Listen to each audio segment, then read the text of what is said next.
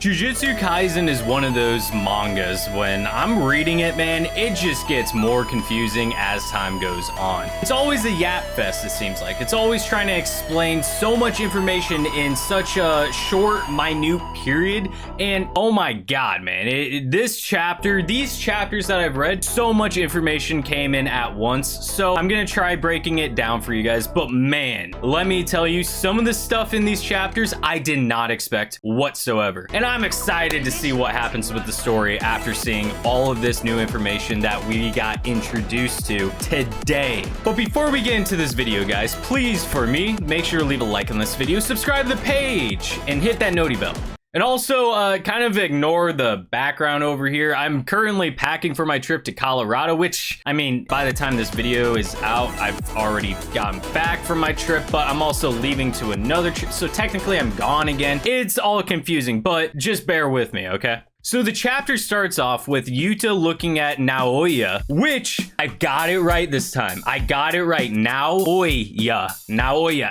Put some credit on my name, chat. Yuta looks down at Naoya, stating that he looks hurt, and Naoya responds saying, "Don't look down on me, kid." Barfing up a ton of blood, realizing that Naoya is actually poisoned from Choso's attack. Realizing that he's a fully fleshed curse and that his body is rejecting the non-human blood. Which Yuta responds, "Shall I heal you?"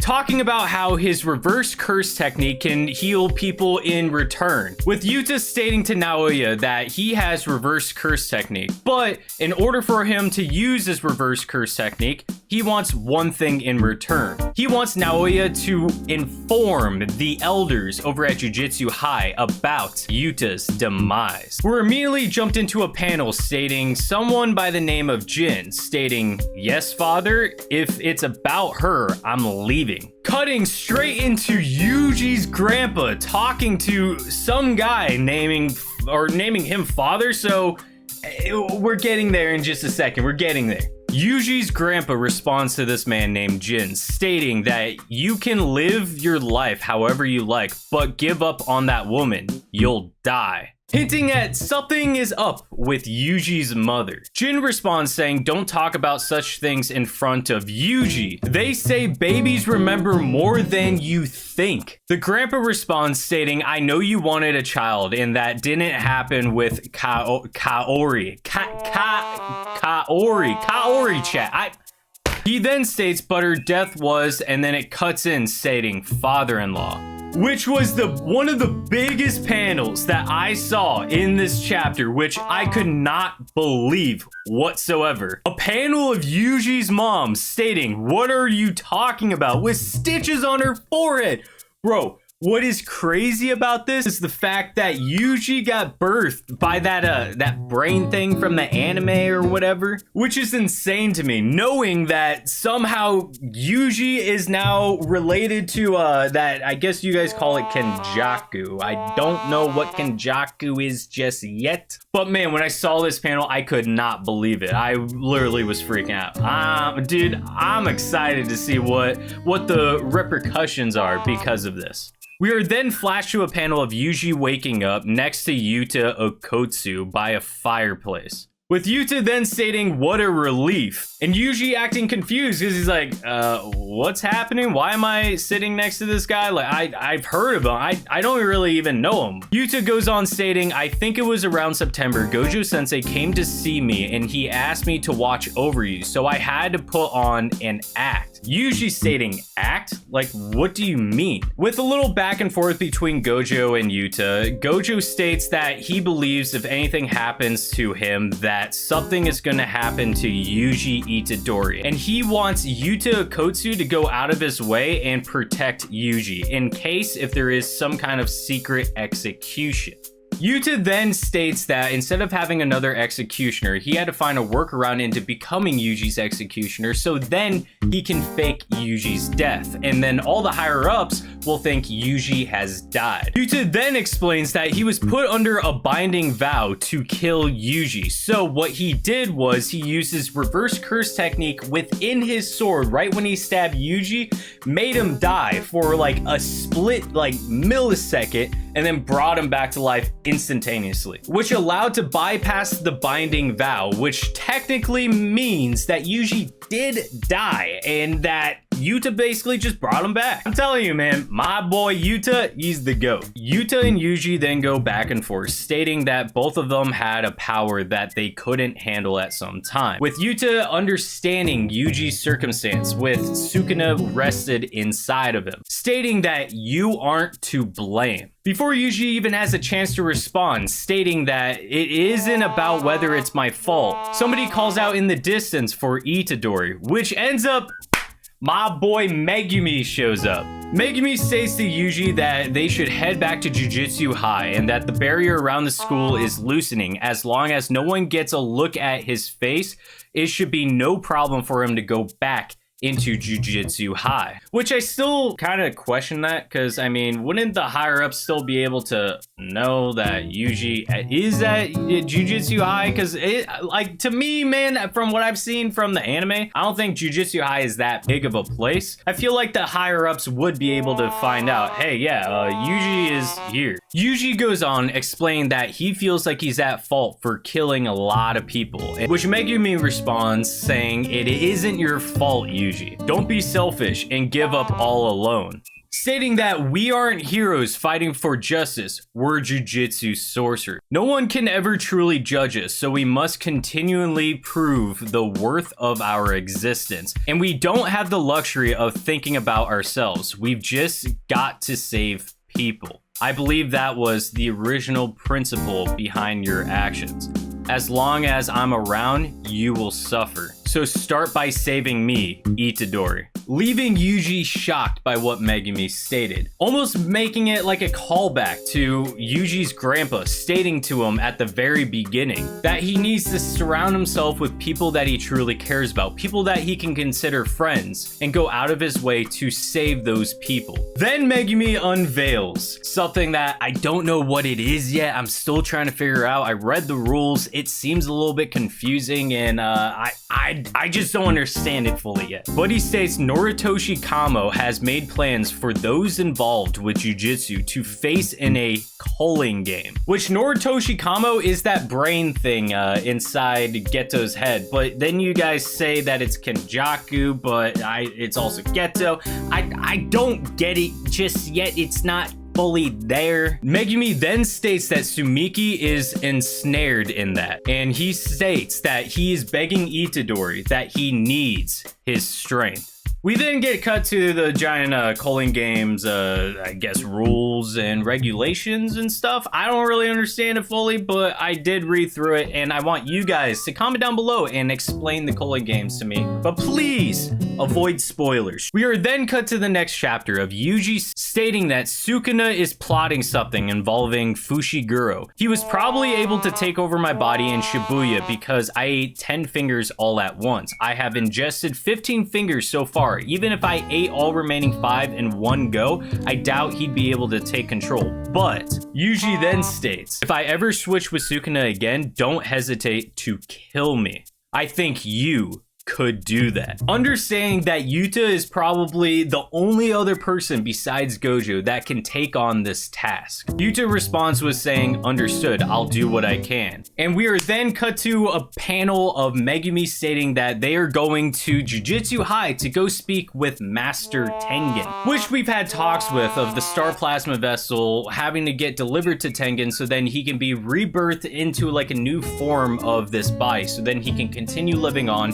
and proceed to give power to the Jujutsu sorcerers. But now we're able to finally see Tengen face to face. Well, hopefully. I mean, I'm hoping. Megumi also states that we need to figure out how to remove the seal on the prison realm and what Noritoshi Kamo wants and what he has planned. Stating that the culling game is almost like some kind of jujutsu terrorism that it has never really been seen before in the Jujutsu Society. To fix this mess, we need answers, and I think only Master Tengen has them. Yuji then states, what about Tsukumo? With Megumi responding, I already spoke to her, this was her idea. We then learn that there are over 1,000 doors shuffling around that leads to Tengen, and every other door is all like some side trap thing. I guess you will end up in eternal of like a loop or something. So they have to figure out which door to take to meet Master Tengen. We are then brought to something that I think is very devastating with the story, which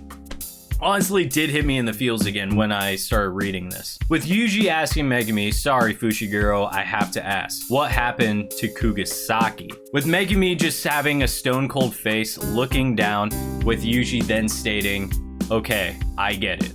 But to break in from the sad moment, we have Choso appearing from the abyss of darkness, stating about that barrier. Choso then goes on to state, there may be a way past it, and Yuta then goes in the background just smiling and laughing, stating, oh, you were listening?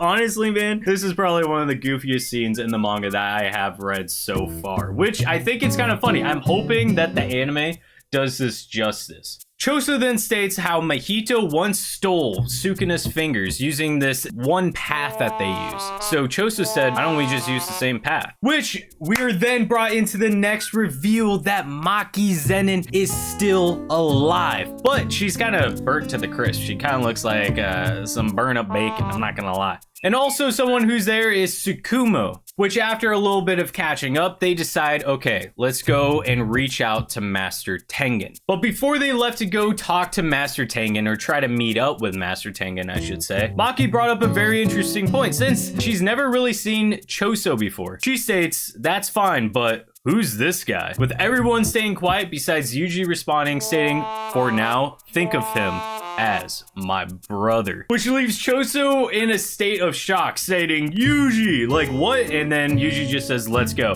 Which I think is kind of funny, because it brings into the callback of the ending of season 2 of JJK, where Choso was begging Yuji to call him brother. The group then comes up to a door, stating that this is the area where they can find Master Tengen, which opens up into a well-forested area, which they then cut to a weird shed-looking thing, almost like a garage of some sort, which they end up going down this elevator in, which then brings into something very interesting, which was a callback to the very beginning of season 2 of JJK, of an area that has left bloodstains on the tile floor. With Tsukumo then responding, stating that it was 12 years ago now that I think about it. That's when everything began to get distorted. With an image of Toji Fushiguro, man, oh my gosh. It's crazy how they're bringing it all around full circle. As they then walk into the shrine, they end up into almost like a weird white void, stating that there's nothing here and that Tengen actually rejected them, which they thought, until a voice from behind states, leaving so soon, it's a pleasure to meet you, child of Zenin, Michizane's descendant, Death Painting Womb, and Sukuna's vessel. And then we're presenting with some shriveled up nutsack. I don't really understand who this guy is.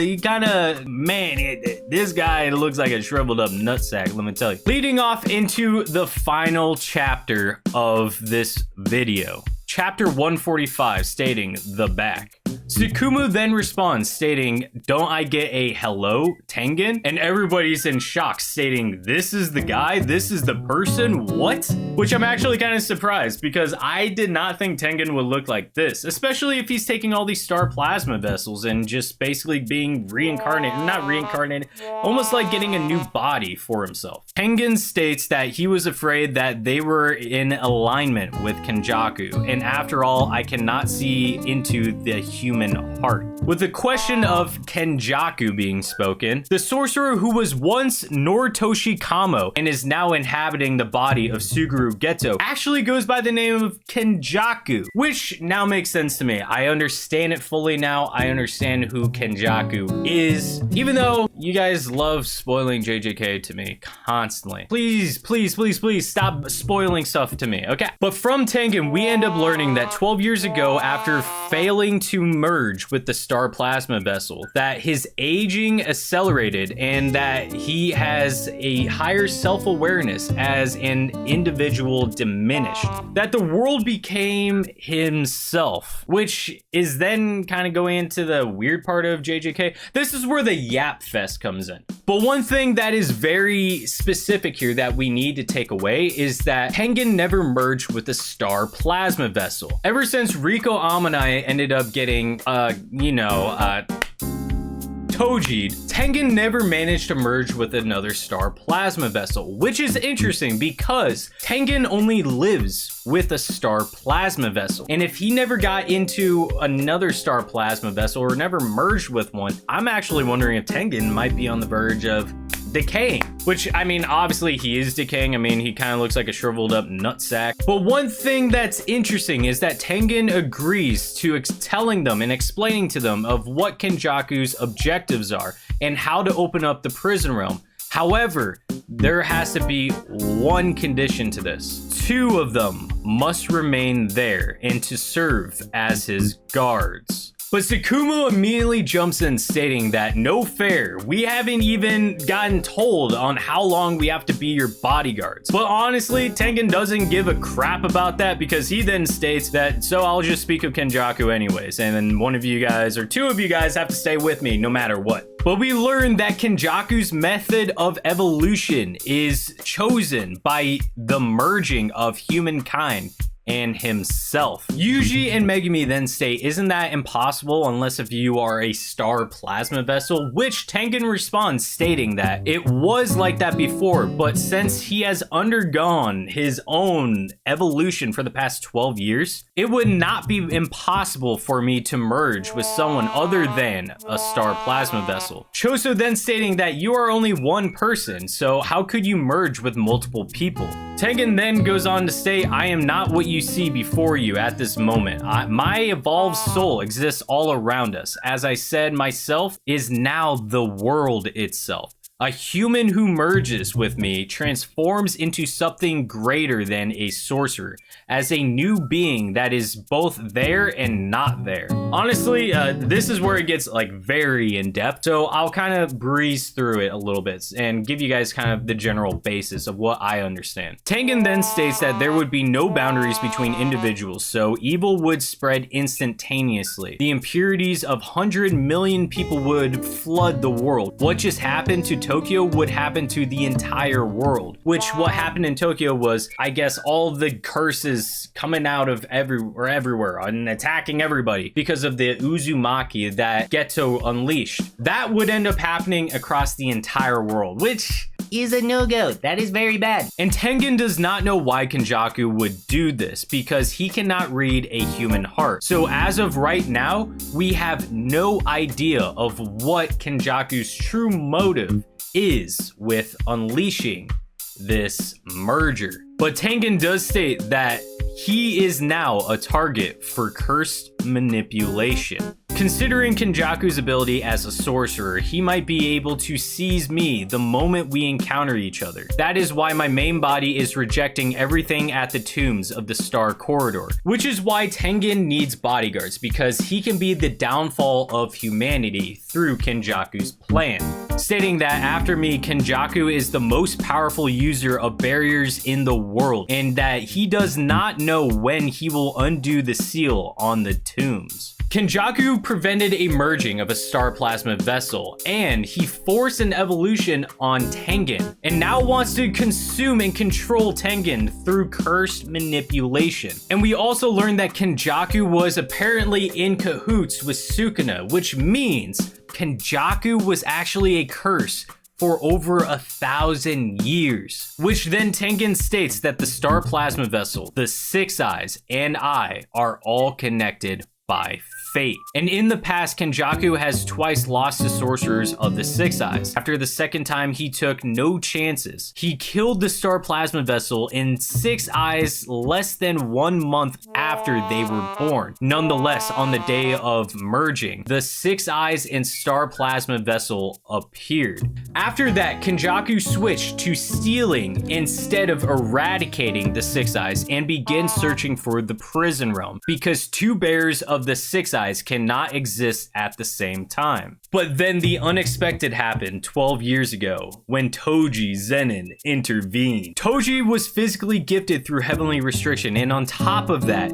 he was an anomaly who had escaped from cursed energy. And as a human being who had escaped fate through the power of restriction, he broke us free from our destinies. Then came along a boy with curse manipulation, Geto. This left all the pieces to fall right into Kenjaku's plan, and this gave Kenjaku the opportunity to finally fulfill his plan that has been in place and has been in action for over 1,000 years. Megumi then states, so why is the Colon game happening? And Tengen then states that it is like breaking in the body of prior to merging. It is not impossible to merge with someone other than a star plasma vessel, but it is highly unlikely. The merging would be incomplete, at least for now. The Colon game uses the player's cursed energy and the boundaries binding barriers in a ritual for conveying the human beings of this country